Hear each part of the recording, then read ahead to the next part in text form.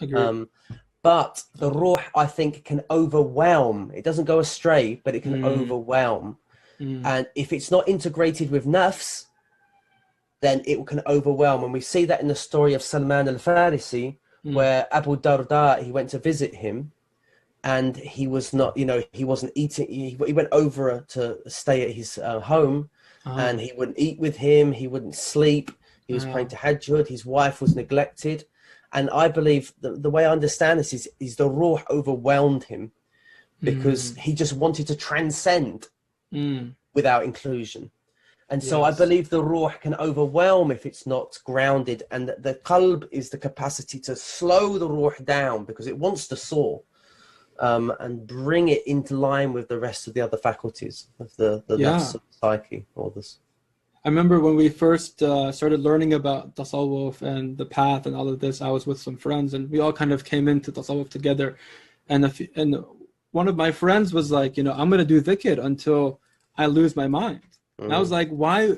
I was like, I remember going to Dr. Omar here in Chicago and, we kind of talked to him about it. He's like, no, don't do that. It's higher to be sane, to be a human being, to be, in your free will, to be aqid and to be whatever, than to be just a crazy person who's just lost in this ocean of light, but not able to function, able to hold his relationships. It's higher maqam to actually be able to contain it. Well, so that's an interesting topic because now they're talking, I've been listening to a lot of stuff about psychotropic drugs being used in therapy. And they talk about obviously people who are highly traumatized and they almost need, like what they're using these psychotropic drugs to transcend because that's what's happening when we have a spiritual experience, i.e. I wouldn't say out of body, but almost a overwhelming experience whereby almost our nafs is annihilated, our sense of self is completely obliterated.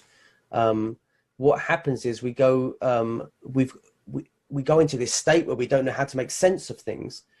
And they've been talking about these people have these states. So they've been doing a lot of work in England, actually, with psychotropic drugs like DMT, I think they've been using, isn't it? And psilocybin, I think is the main one, working with depression. And they've been using it mainly with elderly people. But they come back, they said it's so important that it has to be integrated with a practice. So we know that even if we are having experiences whereby we almost lose ourselves, it's got to be integrated. If it's not integrated, it's worthless because it can actually do more harm than good. And that's what you were sharing there is like almost you want to obliterate your nafs. Yeah, but what are you going to come back to? Exactly. Because you always have to come back home. Yeah, I had a similar experience. I had a friend propose to me. He's a ER doctor. He wanted to do some integrative clinic work, and he invited me to join him because of my work. But I told him, okay, well, what are you doing for helping people heal trauma? That was kind of the population he wanted to work with. He said, well, we're doing ketamine injections. So ketamine is like this super dissociative drug. And now they've legalized it here and for healing trauma and for psychiatric conditions and whatnot. But it's super dissociative.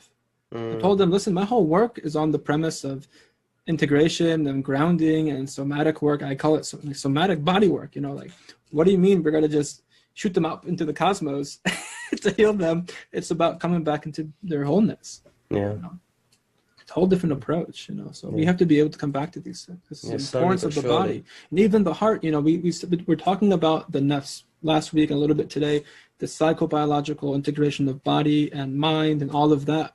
But also in our world, in our paradigm, in our tradition, the qalb also is in the body. Inna fil jasadi mudgha.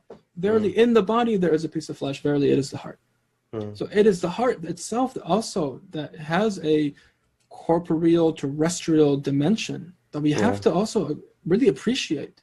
This portal to God is linked to this body. Qalbul abdi, arshur rahman, all of that, but it's in this amazing body. This amazing, biological, I hate using the word machine. What's the word? Just life system, organism, life system, this amazing gift of Allah Ta'ala. It's like we really don't give this its due, this body. We really don't give it its due. So it's like it's always coming back to this body being part of the self, part of each of these different faculties.